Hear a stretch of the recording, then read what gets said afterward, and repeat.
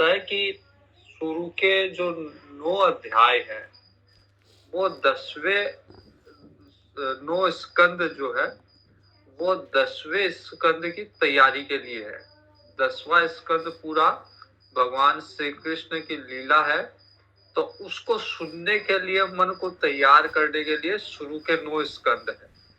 अब इन 9 स्कंदों में अलग अलग राजाओं की, अलग अलग भक्तों की, अलग अलग धर्मात्माओं की कहानियां हैं।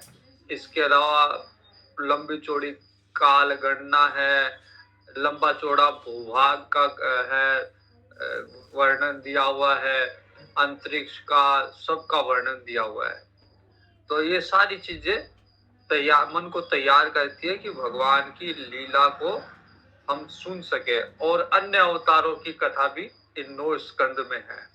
तो 10वां स्कंद जो है वो भगवान श्री कृष्ण की लीलाओं को समझने के लिए समझे, इसके लिए पहले के 9 स्कंद उसकी तैयारी में, और 10वां स्कंद भागवत जी का मुख्य स्कंद है, हृदय है एक तरह से भागवत जी का।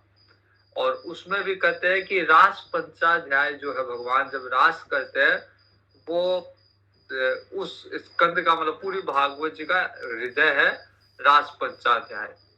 और 5 गीत है वहां पे, पंच गीत, उनका भी विशेष महत्व है।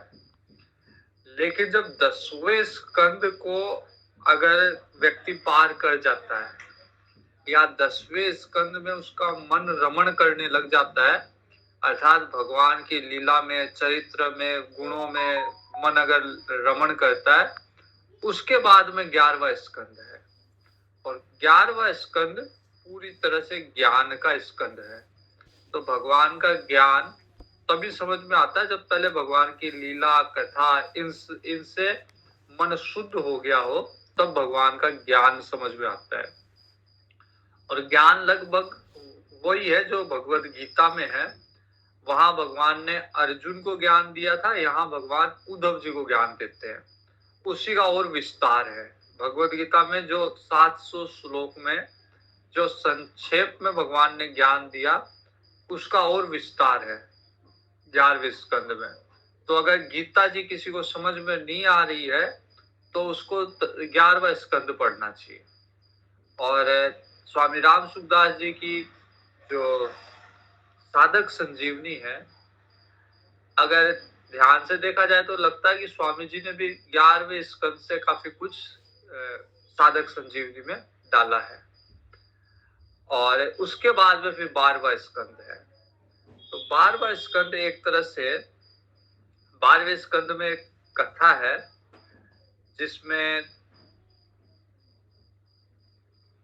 मार्कंडे ऋषि और भगवान प्रलय की लीला देख रहे हैं। तो उनका ध्यान भगवान में बाल मुकुंद जी पे है, और पूरी प्रलय भी उनको विचलित नहीं कर रही। तो जो ज्ञान के बाद की स्थिति है कि संसार में भले ही प्रलय भी हो जाए, संसार में कुछ भी हो जाए, संसार पूरा नष्ट भी हो जाए, अगर ध्यान भगवान में है तो मन की स्थिति ऐसी होती है कि फिर वो संसार उसका कुछ बिगाड़ नहीं पाता, संसार के नष्ट होने पर भी मन विचलित नहीं होता।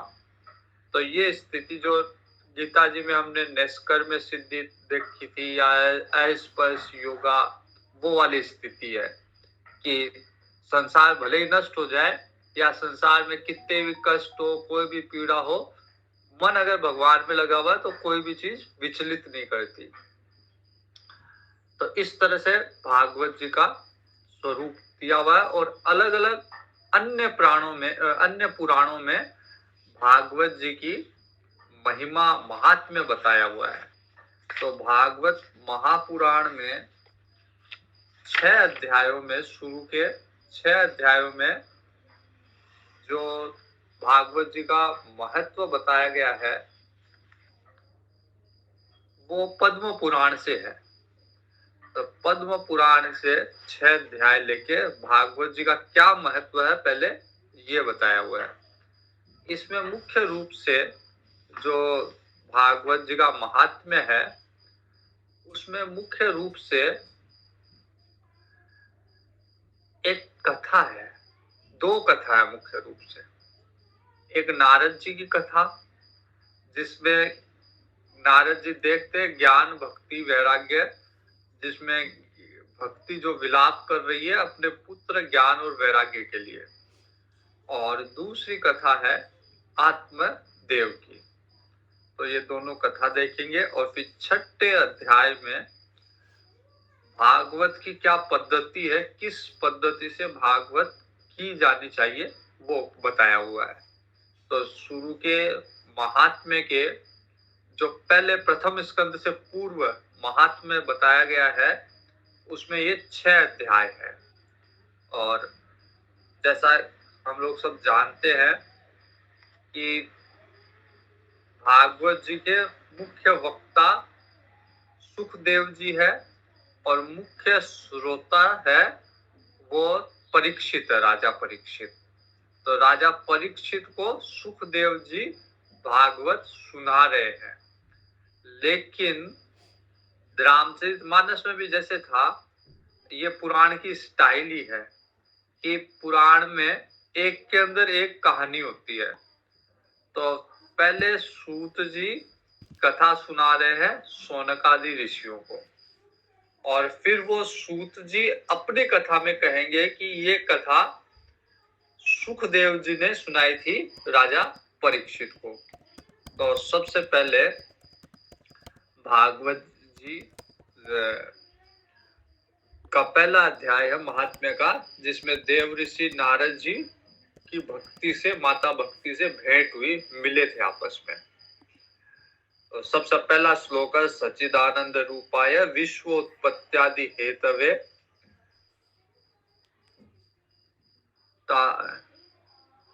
अमित जी क्या पूछ रहे हैं? मैं ये बोल रहा था कि भागवत जी की वो सॉफ्ट कॉपी ग्रुप में शेयर कर दी है। अच्छा ठीक है। वैसे हाँ, इनके पास तो होगी, ऋषभ जी का पता नहीं, बाकी आरती के पास है, दुष्यंत पता नहीं, ठीक है देख लेंगे। तो पहला श्लोक है सच्चिदानंद रूपाय विश्वोत्पत्त्यादि हेतवे तापत्रय विनाशाय श्री कृष्णाय वयम नुमः। भगवान कृष्ण की स्तुति की हुई है कि सच्चिदानंद रूप में भगवान कृष्ण है, जो तीनों तरह के ताप, आदि आध्यात्मिक, आदि देविक और आदि भौतिक, इन तीनों तरह के ताप का नाश करने वाले हैं, और सच्चित आनंद स्वरूप में है। भगवान की कभी भी परिभाषा है, कोई भी कहे तो क्या है, तो ये 3 कसौटी होनी चाहिए, सत, चित और आनंद। भगवान जो है वो सत्य होना चाहिए, सत्य होने चाहिए, मतलब जो है, मतलब अगर संसार अभी है लेकिन कल रहेगा नहीं रहेगा पता नहीं, और पहले था या नहीं था पता नहीं। हम लोग अभी है लेकिन 100 साल के बाद में हम रहेंगे नहीं रहेंगे पता नहीं, नहीं रहेंगे हम लोग। तो लेकिन जो सदैव था, है और रहेगा, वो उसको कहा गया सत, मतलब हमेशा जो रहने वाला है। तो भगवान का एक गुण है सत, दूसरा गुण है चित्त, कि जहाँ स्पंदन है, जहाँ पे चैतन्यता है, वो भगवान का स्वरूप है। तो जो सत है, जो चित्त है, और जो आनंद है, सहज रूप में जहाँ से आनंद प्राप्त हो बिना कुछ किए। संसार में आनंद के लिए, सुख के लिए हमको कुछ करना पड़ता है, लेकिन जहाँ सहज रूप से आनंद मिले वो भगवान का स्वरूप है। तो जो सदैव रहने वाला है, चैतन्य है और सहज आनंद प्रदान करने वाला है, ये कहा जाता है कि जितना भी प्रपंच है ये भगवान के एक अंश में है, और बाकी अभी भी जो बहुअंश में भगवान है उसमें कोई प्रपंच नहीं है, क्योंकि सुख दुख इस प्रपंच में ही है, इस संसार में या अन्य इस सृष्टि में या अन्य सृष्टि में, अन्य लोक में सुख दुख है। तो जहाँ पे प्रपंच नहीं है वो पूरा का पूरा आनंदमय है अभी भी। तो भगवान के एक अंश में, जैसे पृथ्वी पे 1/3 भाग में ही पृथ्वी है, बाकी 2/3 भाग जो है समुद्र है, तो अपार पानी जल राशि है।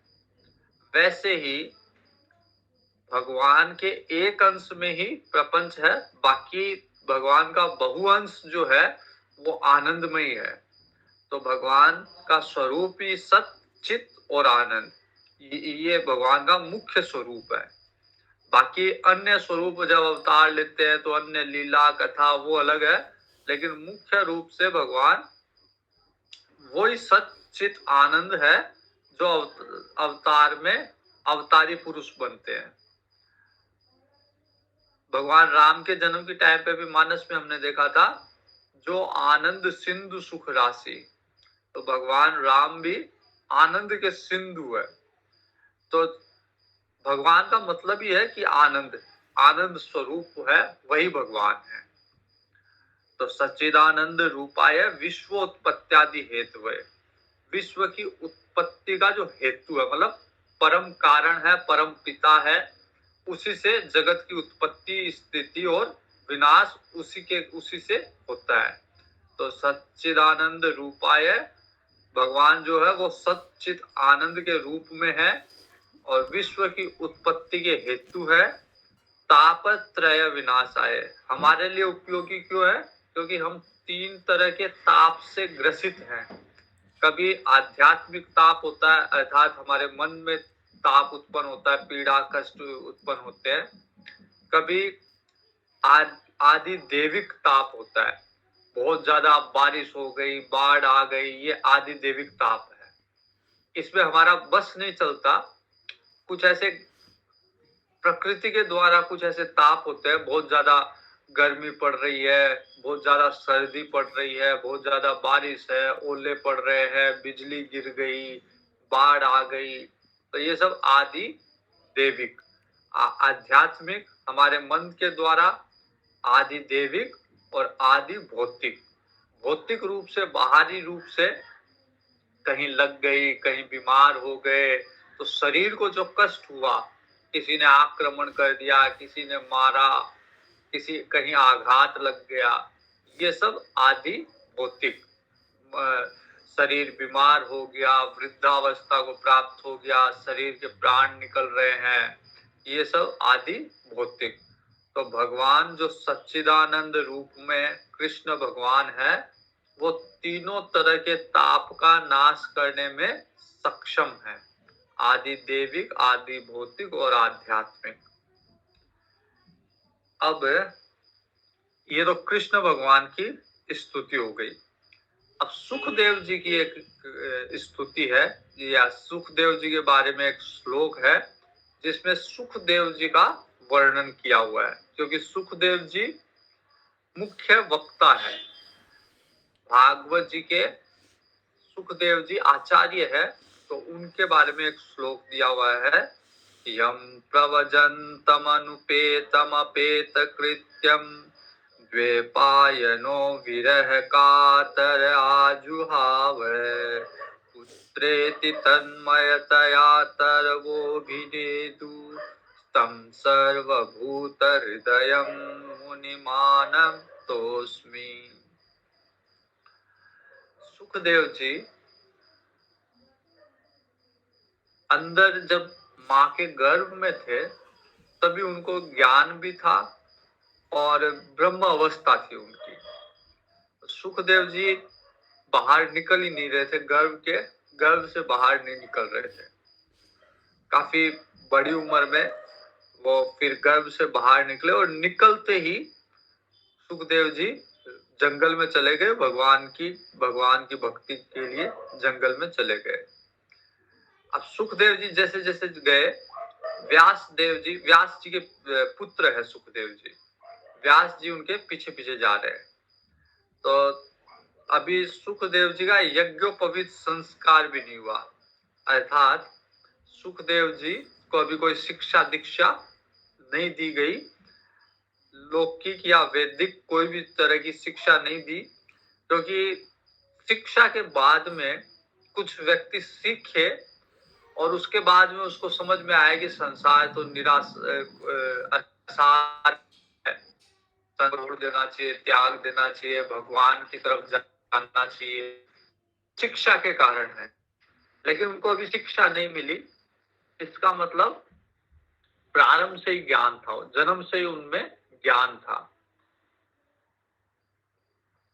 सुखदेव जी को ब्रह्मरात भी कहते हैं। तो ब्रह्मरात मतलब कि गर्भ से ही उनके ब्रह्म उनके साथ था, या ब्रह्म ज्ञान या ब्रह्म की अनुभूति उनको थी। तो जैसे ब्रह्म की अनुभूति थी तो निकल के उनको लगा कि ये प्रपंच है संसार का, और इस प्रपंच में नहीं पड़ना चाहिए, भगवान की तरफ जाना चाहिए, भगवान उस ब्रह्म में ही लीन रहना चाहिए। तो सुखदेव जी जन्मते ही सन्यास की इच्छा से घर को छोड़ के जा रहे हैं। पीछे से वेदव्यास जी उनको पुकार रहे हैं। वेदव्यास जी का पुत्र के प्रति मोह है कि वो पुकार रहे हैं कि बेटा अभी तो तेरी उम्र नहीं हुई, सन्यास लेना है तो एक उम्र के बाद लेना, पहले गृहस्थी का सुख भोग ले, पहले अभी तो ब्रह्मचारी नहीं बना, ब्रह्मचारी बन, शिक्षा दीक्षा प्राप्त कर, गृहस्थी का सुख भोग, वानप्रस्थ उसमें जा, फिर सन्यास में जाना। लेकिन सुखदेव जी उसी अवस्था में, क्योंकि जन्म से ही सन्यासी वैरागी थे, जा रहे हैं, और व्यास देव जी पीछे पीछे जा रहे हैं, व्यास जी महाराज। तो जब सुखदेव जी जा रहे हैं और सुखदेव जी ब्रह्म में इतने लीन है कि जब ब्रह्म में लीन होता है तो सारे ब्रह्म ही ब्रह्म के दर्शन करता है, तो उसमें और पूरी सृष्टि, क्योंकि पूरी सृष्टि में वो ब्रह्म देख रहा है, तो वो सृष्टि से एकीकार हो जाता है। जैसे प्रहलाद जी जब तपस्या कर रहे थे तो पूरी सृष्टि से, मतलब समष्टि से एकीकार हो गए। अब जैसे ही प्रहलाद जी ने सांस रोकी, पूरी सृष्टि की सांस रुक गई, क्योंकि एक ही स्वभाव के हो गए, जो व्यष्टि में है वही समष्टि में है। तो जब एकीकार हो जाएगा व्यक्ति, तो वो व्यष्टि में रह के भी समष्टि का संचालन या समष्टि को प्रभावित कर सकता है। जो मतलब ये कहते हैं कि जो पिंड में है वो ब्रह्मांड में है, तो हमारे अंदर भी वही चीज है जो ब्रह्मांड के अंदर है। जितनी बुद्धि हम में है, वही वही बुद्धि ब्रह्मांड का संचालन भी कर रही है। अभी अभी क्या है कि हम अपनी बुद्धि को अलग मानते हैं और अलग कैपेसिटी में वो बुद्धि कार्य कर रही है, लेकिन जब वो बुद्धि एकीकार हो जाएगी समष्टि से, तो फिर वो समष्टि का संचालन भी कर सकती है। हमारे अभी रिसोर्सेस, हमारी क्षमताएं, हमारा बल व्यष्टि का बल है। अभी हम अपने आप को क्योंकि व्यष्टि मानते हैं, हमारी मान्यता यह है कि हम इस शरीर में, बस मैं इतना ही हूं जितना मैं इस शरीर में हूं, उसके अलावा हमको नहीं लगता कि मैं बाहर भी हूं। लेकिन योगी लोग जब एक ही भाव में चले जाते हैं, समष्टि से एक ही भाव हो जाता है, तो फिर वो समष्टि का संचालन भी वैसे ही कर सकते हैं। तो जब सुखदेव जी जा रहे हैं और वेद व्यास जी पीछे पीछे जा रहे हैं, तो सुखदेव जी तो परम वैरागी, परम सन्यासी, उनको मतलब ही नहीं है कि पीछे पिताजी आवाज दे रहे हैं, क्योंकि वो ब्रह्ममय दृष्टि थी, ब्रह्माकार हो गए थे। तो अब उनकी जगह पे पेड़ पौधे जो है वो जवाब दे रहे हैं सुखदेव जी को, व्यास जी को। सुखदेव जी तो जा रहे हैं और वो लोग व्यास जी को पेड़ पौधे जवाब दे रहे हैं।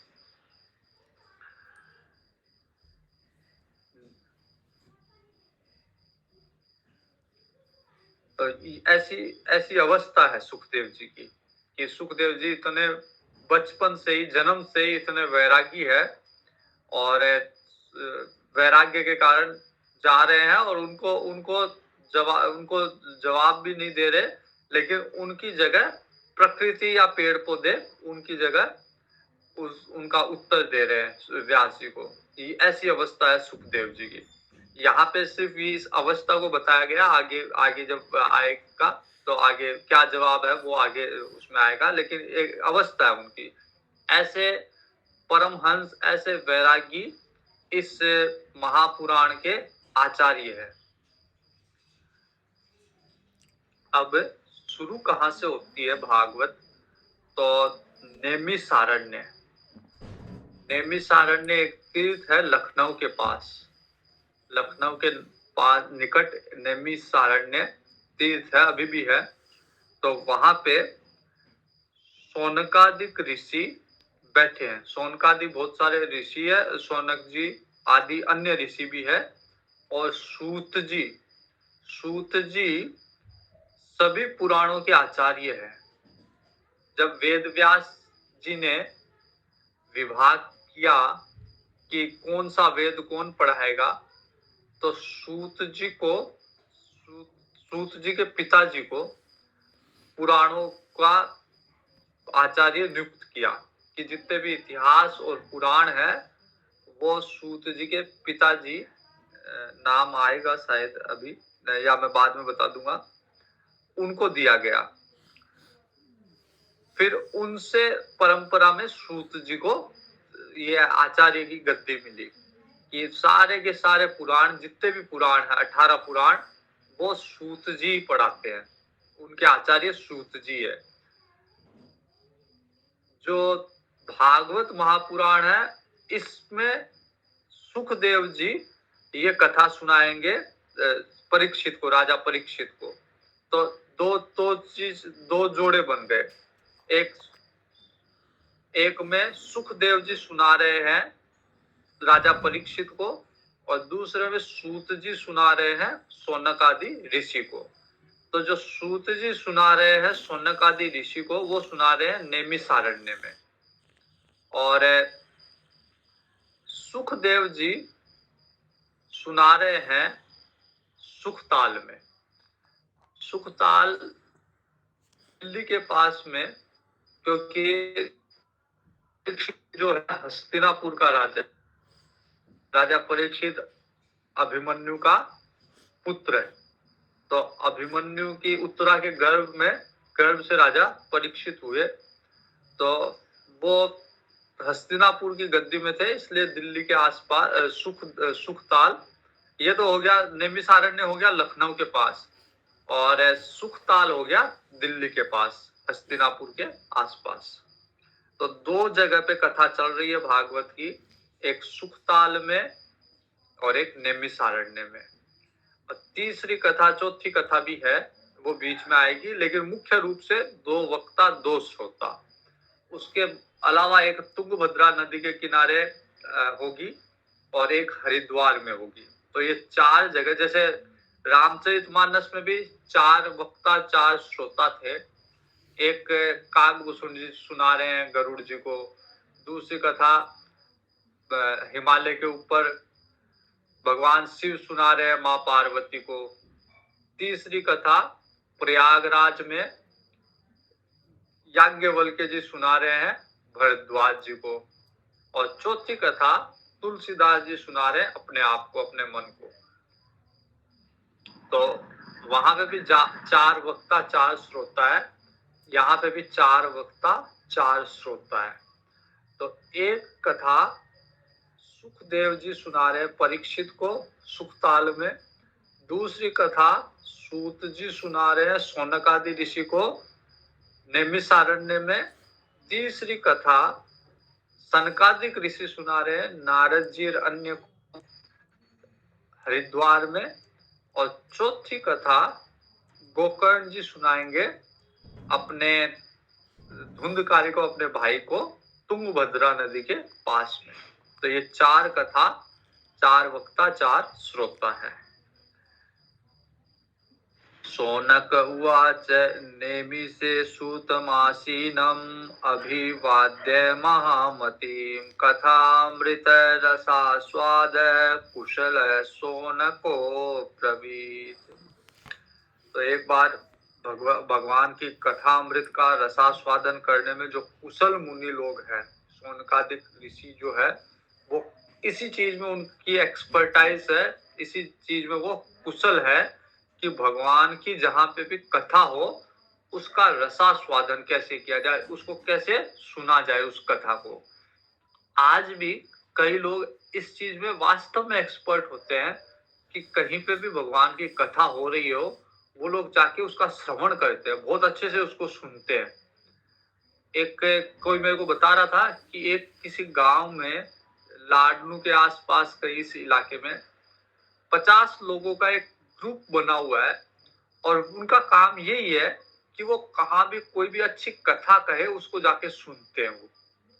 तो वैसे ही सोनक जो ऋषि है, सोनकादिक ऋषि, वो उनको कहा गया है कि कथा सुनने में, भगवत कथा अमृत का रसास्वाद करने में कुशल है ये मुनि।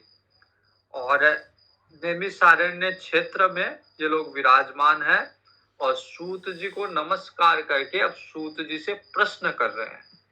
तो जो प्रश्न है शौनकादि ऋषियों का वो महत्वपूर्ण है। उस प्रश्न से ही पूरी भागवत जी की जो रूपरेखा है वो समझ में आएगी कि कैसा प्रश्न है, क्योंकि पूरी भागवत जी उसी प्रश्न का उत्तर है। तो पूरी भागवत जी में क्या विषय वस्तु है वो समझ में, या विषय वस्तु और प्रयोजन क्या है, भागवत जी क्यों कही गई है, वो ये सारी चीजें समझ में आती है प्रश्न को जानने से। तो सोनकादिक ऋषि प्रश्न कर रहे हैं सूत जी से नैमिषारण्य के अंदर। अज्ञान ध्वांत विध्वंस कोटि सूर्य समप्रभ सूताख्याहि कथा सारम मम कर्ण रसायनम। सोनकादि कह रहे हैं सूत जी को कि आप हमारे अज्ञान को नष्ट करने के लिए कोटि सूर्यों के समान है। जैसे अंधकार को नष्ट सूर्य करता है, वैसे ही हमारे अज्ञान को आप नष्ट करने के लिए कोटि सूर्य के समान है। और आप हमारे कानों को ऐसा रसायन दीजिए, ऐसा अमृत दीजिए, ऐसा सारगर्भित ऐसी कथा कहिए जिससे भक्ति ज्ञान और वैराग्य प्राप्त हो। तो भक्ति ज्ञान और वैराग्य प्राप्त हो, हमारी विवेक बुद्धि जागृत हो, और किस तरह इस माया से हम लोग पीछा छुड़ा सके। तो वैष्णव लोग किस तरह से माया से पीछा छुड़ा सके। इस घोर कलिकाल में जहां आसुरी स्वभाव के लोग हैं, हमारी भी वृत्ति राक्षसी आसुरी स्वभाव जैसी हो गई है, तो तरह तरह के कलेश है जीव को इस कलिकाल में। तो कैसे जीव अपने आप को शुद्ध बना सकता है, तो जीव अपने आप को कैसे शुद्ध बना सकता है, उसका सर्वश्रेष्ठ उपाय बताइए। तो मूल रूप से जो भागवत का मूल प्रयोजन है वो यही है कि जीव अपने आप को शुद्ध कैसे कर सकता है। गीता हमने पढ़ी, हमने योग सूत्र पढ़ा, अब उसमें सिद्धांत केवल समझ लिया हमने, लेकिन हमारा मन पवित्र हुआ नहीं गीता पढ़ने से, क्योंकि केवल सिद्धांत को समझने से और उस सिद्धांत पे अगर हम उस सिद्धांत को अपनाए नहीं, तब तक हमारा मन जो है वो पवित्र होगा नहीं। तो यहाँ पे भागवत मन को शुद्ध करने के लिए है। सोनकादिक ऋषि का कि इस कलिकाल में कैसे हम अपने आप को, मन को सुरक्षित करें, मन को शुद्ध करें और माया से मन को सुरक्षित करें। माया तरह तरह के क्लेश वाली माया है कलिकाल में, इससे मन को बचाएं। फिर कहते हैं सोनकादिक ऋषि कहते हैं श्रेयसाम यद भवेच्छेय पावनानां च पावनम कृष्ण प्राप्तिकरम शाश्वत साधनम तद्वदाधुना। कोई ऐसा शाश्वत उपाय बताओ हमको, ऐसी कोई साधना बताओ जिससे जो पवित्र करने में सबसे पवित्र हो। मतलब सबसे अधिक मात्रा में जो पवित्र कर सके और उससे भगवान कृष्ण की प्राप्ति भी हो।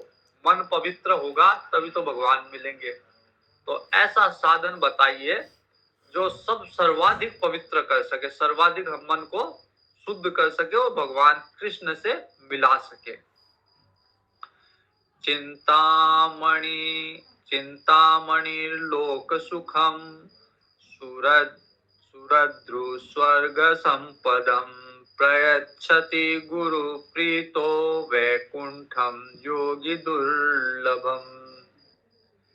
अब एक चिंतामणि होती है, तो चिंतामणि से कुछ भी मांगो वो पूरी कर देती है। उसके जैसे अलादीन का चिराग होता है ना, वैसे चिंतामणि कि उससे कुछ भी इच्छा करो वो पूरी कर देती है। तो पृथ्वी लोक में चिंतामणि और स्वर्ग लोक में कल्प वृक्ष होता है। कल्प वृक्ष के नीचे जाके कुछ भी मांगो, जो भी इच्छा करोगे वो तुरंत आपकी इच्छा पूरी हो जाएगी। तो सोनकादिक कहते हैं कि ये चिंतामणि और कल्प वृक्ष ज्यादा से ज्यादा स्वर्ग की संपत्ति दे सकते हैं। इनकी भी एक लिमिट है, एक सीमा है, एक मर्यादा है। तो लोक के सुख और स्वर्ग के सुख तो ये दे सकते हैं चिंतामणि और कल्प वृक्ष, लेकिन भगवान को ये नहीं मिला सकते। तो भगवान का जो वैकुंठ धाम है वो इनकी सीमा से बाहर है। वो केवल अगर गुरु प्रसन्न हो तो वो गुरु ही वैकुंठ लोक तक आपको पहुंचा पाएंगे। तो सूत जी अब प्रारंभ करते हैं सोनकादिक ऋषियों के का उत्तर देने के लिए। तो सोनकादिक ऋषियों का मूल जो प्रश्न है या मूल जो उनकी उन्होंने जो पूछा है, जिज्ञासा की है, वो यही है कि सबसे पवित्र करने वाला साधन जो भगवान से मिला दे, हमारे मन को पवित्र करे, माया से हमको बचा के रखे। तो पूरी भागवत इसी पे आधारित है कि मन को शुद्ध करना, भगवान की प्राप्ति और माया से बचना, ये तीन भागवत। सूत जी कहते हैं प्रीति सोनक चित्ते तो लक्ष्मी विचार्य च सर्व सिद्धांत निष्पन्नम संसार भयनाशनम। सूत जी कहते हैं कि सोनकादिक ऋषियों, आपके सोनक जी, आपके हृदय में भगवान के प्रति प्रेम है, इसीलिए आप ऐसे प्रश्न कर रहे हो। अगर भगवान के प्रति प्रेम नहीं हो तो कोई ऐसी चीजें सुनना भी नहीं चाहेगा। तो इसलिए विचार कर संपूर्ण सिद्धांतों का निष्कर्ष सुनाता हूं मैं। अब बहुत सारे सिद्धांत नहीं बताऊंगा, लेकिन सबका एक निष्कर्ष, सबका जो सार होगा वो बताऊंगा, जो जन्म और मृत्यु के भय को नाश कर देगा। सबसे बड़ा भय है मृत्यु का है, और मृत्यु के बाद फिर अगला जन्म, जन्म के बाद मृत्यु। तो ये चक्र जो है, जन्म मृत्यु मृत्यु जन्म, इस चक्र के भय को नाश कर देगा, ऐसा उपाय मैं बताऊंगा। और भक्ति के प्रवाह को बढ़ा देगा। भक्ति, भगवान के प्रति भक्ति सबकी होती है, कोई ऐसा नहीं है, कोई ऐसा जीव नहीं है जिसकी भक्ति ना हो। क्योंकि जीव जो है वो ईश्वर अंश, जीव अविनाशी, भगवान का अंश है, तो स्वाभाविक रूप से भगवान में मिलना ही चाह रहा है। लेकिन गति किसी की बहुत धीमी है, किसी का प्रवाह अधिक है। तो ये भागवत जी उस प्रवाह को और अधिक और वेगवान बना देगा, और अधिक तेजी से जीव ईश्वर में मिलना चाहेगा, मिलेगा। तो जन्म मृत्यु का भय का नाश हो जाएगा और भक्ति का प्रवाह बढ़ेगा। भगवान की प्रसन्नता इसका प्रधान कारण है। अगर भगवान प्रसन्न होंगे तभी भक्ति का संचार बढ़ेगा और ये भय का नाश होगा। अब सूत जी कहते हैं कि मैं वो साधन बताता हूं उसे सावधान होके सुनो। सुखदेव जी जो कथा कह रहे हैं कलिकाल के जीवों के लिए, परीक्षित, क्योंकि सुखदेव जी जब कथा कह रहे हैं उस समय कलिकाल प्रारंभ हो गया था और परीक्षित को माध्यम बना के हम जैसे कलिकाल के सभी जीवों के लिए सुखदेव जी कथा कह रहे हैं। तो सूत जी कह रहे हैं कि मैं वो कथा आपको सुनाऊंगा जो सुखदेव जी ने राजा परीक्षित को सुनाई थी। तो श्रीमद् भागवत शास्त्र का जो प्रवचन है, श्रीमद् भागवत शास्त्र की जो कथा है, वो मन को शुद्ध करने के लिए सबसे बड़ा साधन है। शौनकादि ऋषियों ने पूछा था कि कौन सा साधन मन को सबसे अधिक पवित्र कर सकता है, तो सूत जी कहते हैं भागवत महापुराण मन को सबसे अधिक पवित्र कर सकते हैं। श्रीमद् भागवतम शास्त्रम कलो कीरेण भाषितम एतस्माद् अपरम किंचित न मन शुद्धये न विद्यते। इससे बढ़कर मन को शुद्ध करने वाला साधन न विद्यते, कोई साधन है ही नहीं। तो श्रीमद् भागवत महापुराण से बढ़कर मन को शुद्ध करने वाला साधन कलिकाल में है ही नहीं। लेकिन यह मिलता किसको है? हर किसी को नहीं मिलता।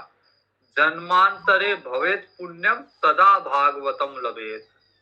किसी का अगर जन्म जन्म का पुण्य उदय हुआ है, उसी को ही भागवत सुनने को मिलती है।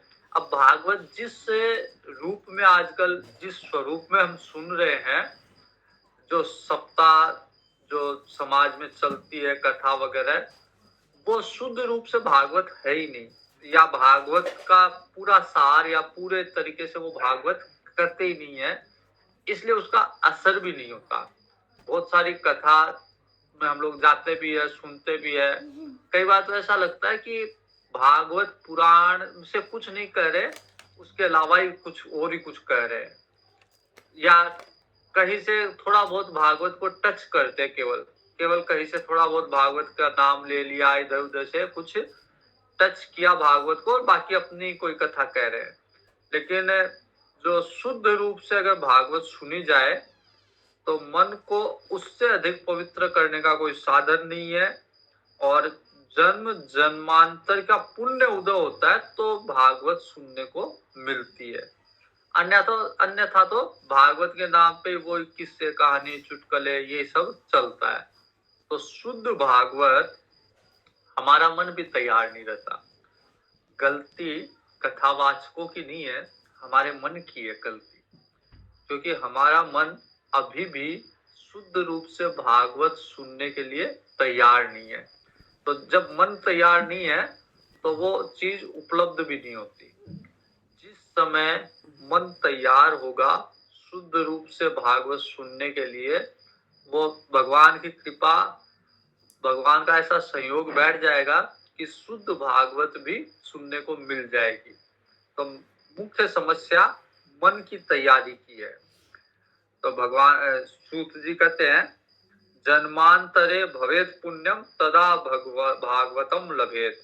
अगर जन्म जन्मांतर के पुण्य उदय होंगे तभी भागवत मिलेगी। परीक्षिते कथा वक्तुम सभायां संस्थिते सुके सुधा कुंभं गृहीत्वेव देवास्तत्र समागमन्। जब सभा के मध्य राजा परीक्षित को सुखदेव जी कथा प्रारंभ करने ही वाले थे, कथा प्रारंभ करने को तैयार थे, उसी समय देवता लोग आए अमृत का कलश लेके। देवता हमेशा से चतुर होते हैं, अपनी बात को या अपने फायदे की, अपने लाभ की बात करने के लिए हमेशा से चतुर होते हैं। तो देवता लोग आके सुखदेव जी को प्रणाम करके कहते हैं सुकं नत्वा वदनं सर्वे स्वकार्ये कुशलासुराः। देवताओं के लिए कहा गया है स्वकार्य कुशलासुराः, जो देवता है वो खुद के कार्य को सिद्ध करने में कुशल है, माहिर है।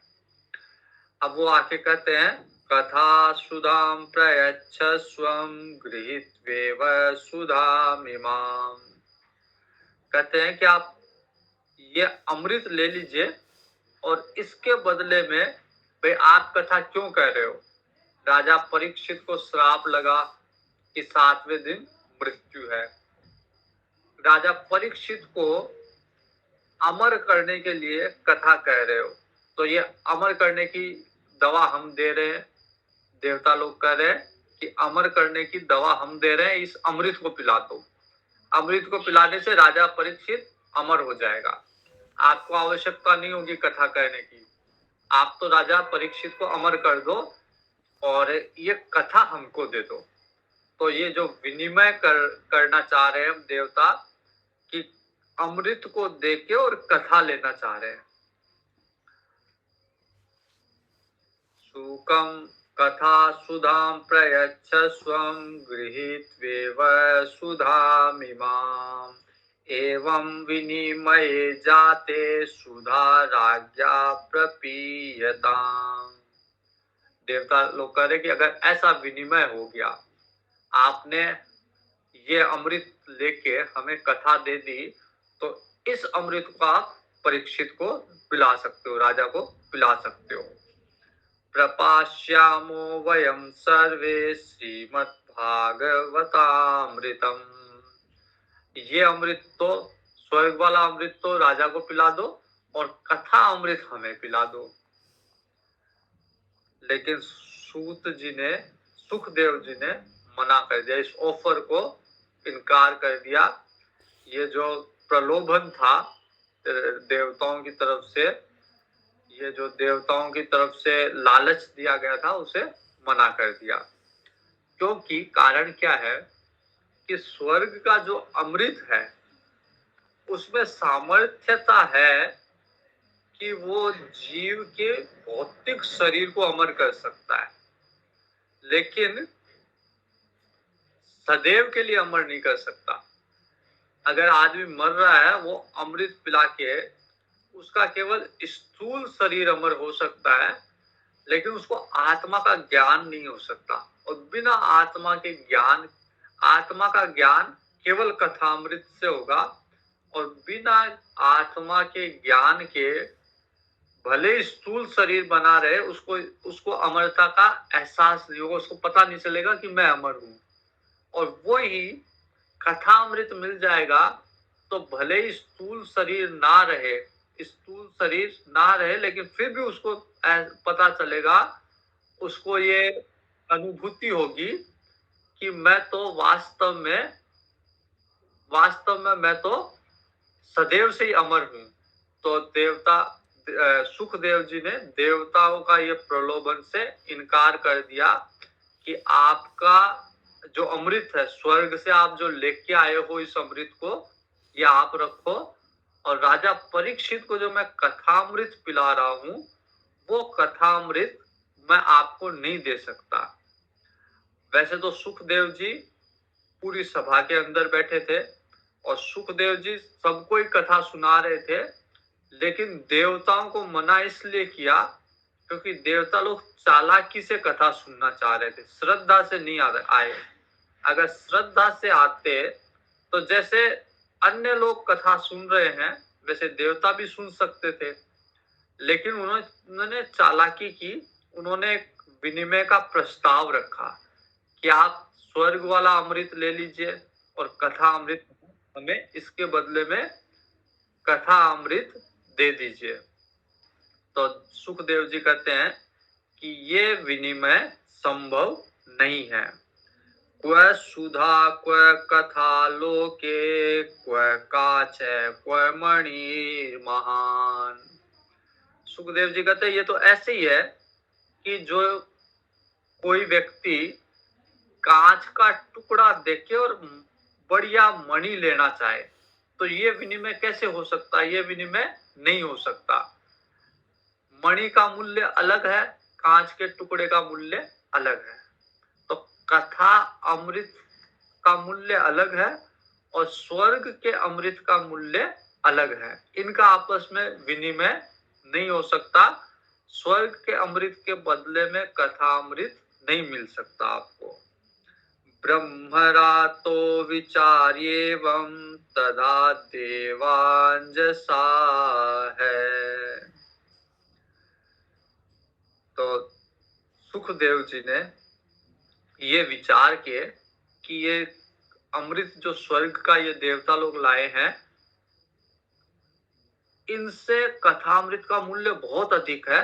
देवताओं के प्रस्ताव को इनकार कर दिया।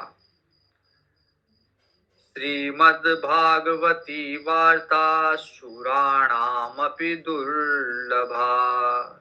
तो इस तरह भागवत की जो कथा है वो देवताओं के लिए भी दुर्लभ है, क्योंकि देवताओं के पास जो अमृत है उससे कथा खरीदी नहीं जा सकती। भागवत की जो कथा अमृत है वो उस अमृत से भी प्राप्त नहीं किया जा सकता जब तक कि उनके पास श्रद्धा ना हो। अगर श्रद्धा है तो फिर देवता क्या सामान्य जीव भी उस कथामृत को प्राप्त कर सकता है, लेकिन बिना श्रद्धा के केवल धन के बल पे या केवल सामर्थ्यता के बल पे इस कथामृत को प्राप्त नहीं किया जा सकता।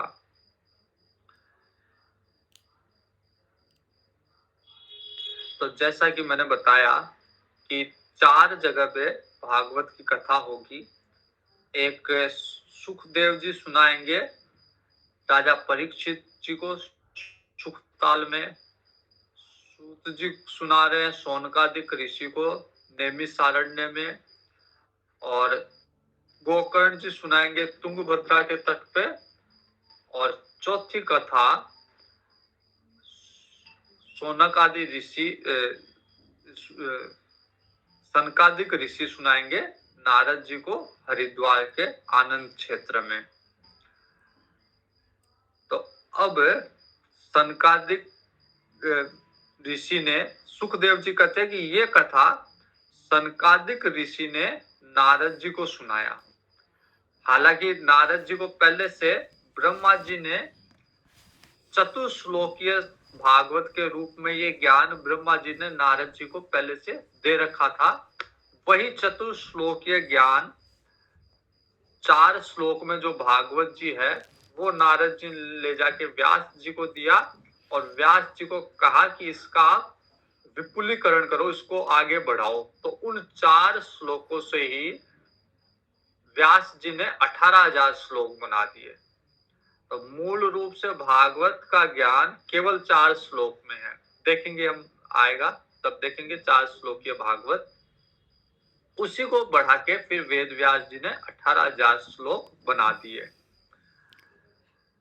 लेकिन जो सप्ताह विधि का ज्ञान है, नारद जी को ब्रह्मा जी ने पहले से ये ज्ञान दे रखा था, लेकिन सप्ताह विधि का ज्ञान वो नारद जी को सनकादिक ऋषियों ने बताया। तो नारद जी को सनकादिक ऋषियों ने सप्ताह विधि से भागवत कैसे सुनी जाए ये ज्ञान दिया। शौनक ऋषि, शौनकादिक ऋषि अब सूत जी से प्रश्न कर रहे हैं कि नारद जी और सनकादिक ऋषि कहाँ मिले, कैसे विधि विधान से श्रवण में उनकी प्रीति कैसे हुई, तो कैसे मिले, कहाँ मिले, और कैसे उन्होंने भागवत सनकादिक ऋषि से नारद जी ने सुनी। पूछने का तात्पर्य यह भी है कि नारद जी कहीं रुकते ही नहीं है। तो ऐसा संयोग कहाँ बैठा कि नारद जी एक स्थान पे बैठ के और शौनकादिक ऋषियों से पूरी भागवत सुन रहे हैं। तो सूत जी कहते हैं कि अब मैं कथा सुनाता हूं आप लोगों को कि सुखदेव जी ने जिस कथा को सुखदेव जी ने मेरे को अपना शिष्य समझ के मेरे को एकांत में सुनाया था विशालापुरी में, वही कथा मैं अब आप लोगों को सुनाऊंगा। तो एक दिन विशालापुरी में चारों सनकादिक ऋषि थे, तो उन्होंने देखा कि नारद जी वहां पे आए हुए हैं, हिमालय के अंदर नारद जी आए हुए हैं। तो सनकादिक ऋषियों ने पूछा, कथम ब्रह्मान् दीनमुख कुतश्चिन्तातुरो भवान् त्वरितं गम्यते कुत्र कुतश्चागमनं तव।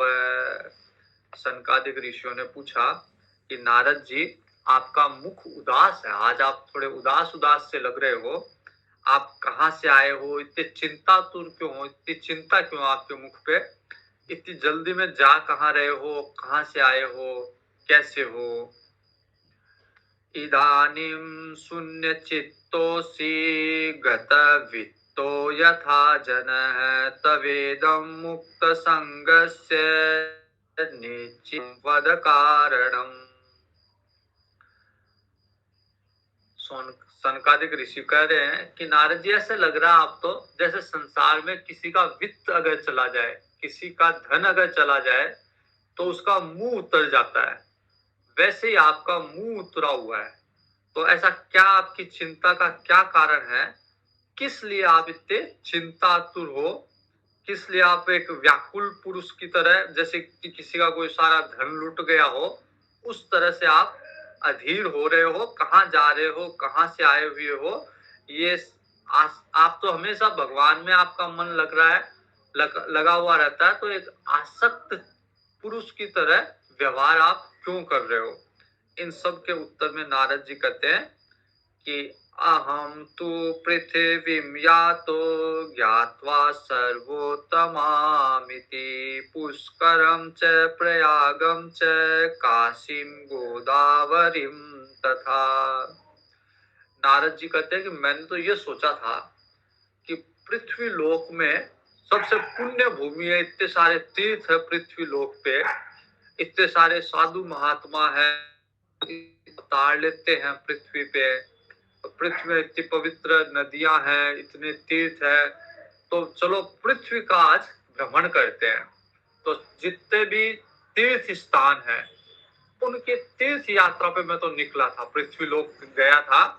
सबसे पहले पुष्कर गया, क्योंकि तीर्थों का गुरु पुष्कर है। तीर्थराज प्रयाग है और तीर्थों के गुरु पुष्कर है, तो गुरु जी से मैंने यात्रा प्रारंभ की। पुष्कर गया, पुष्कर से काशी गया, गोदावरी नासिक में गया, फिर हरिद्वार आया, फिर कुरुक्षेत्र गया, फिर दक्षिण में श्रीरंगम बड़ा तीर्थ है, श्रीरंगम गया, फिर श्रीरंगम से रामेश्वर गया, रामेश्वर से फिर मैं ऐसे घूम रहा था, और घूमते घूमते मेरे को कहीं पे भी ऐसे लगा नहीं, जितना मैंने महिमा तीर्थों की सुन रखी थी कि तीर्थों में जाके मन शांत हो जाता है, संतोष मिलता है, न तो मेरा मन शांत हुआ, न संतोष मिला, तीर्थों में जाके प्रसन्नता नहीं हुई। क्योंकि इस समय पृथ्वी पे कली का प्रभाव है, तो कली के प्रभाव से सत्यम नास्ति तपः शोचम दया दानम न विद्यते उधर भरणियो जीवा वरा काकूट भाषिणः। कली काल में न सत्य है, न तप है, न शुद्धता है, न दया है, न दान है, नहीं है। जीव बेचारा अपने पेट के पीछे भाग रहा है कली काल में, हमेशा झूठ बोलता है, असत्यभाषी है, मंदमती है, आलसी है, भाग्यहीन है, मंदा सुमंद मतयो मंद भाग्या युप ध्रुताहा। मंदा है, उससे ज्यादा उसका भाग्य मंदा है। तो कलिकाल में पाखंड से घिरा हुआ है जीव। संतो विरक्तो सपरिग्रहा। जितने भी संत महात्मा भी है कलिकाल में, वो भी संग्रह में लगे हुए हैं, अधिक से अधिक धन इकट्ठा करने में साधु संत भी लगे हुए हैं, पूरी तरह से पाखंडी है। स्त्री धन आदि सबका परिग्रह साधु महात्मा भी कर रहे, सामान्य जन की तो बात ही नहीं है, साधु महात्मा भी सारा धन संग्रह कर रहे हैं कलिकाल में। तरुणी प्रभुता ये कलिकाल के कुछ दोषों का वर्णन है जिसे कल देखेंगे। आज की कथा में इतना ही रखते हैं, 10 बज गए, समय हो गया। आगे का महात्म्य भागवत जी का कल देखते हैं। ओम पूर्णमद पूर्णमिदं पूर्णात् पूर्णमुदच्यते पूर्णस्य पूर्णमादाय पूर्णमेवावशिष्यते। ओम शांति शांति शांति। हरि ओम श्री गुरुभ्यो नमः। हरि ओम। हरि ओम। शेष महात्म्य जो शेष रहा है वो कल देखें।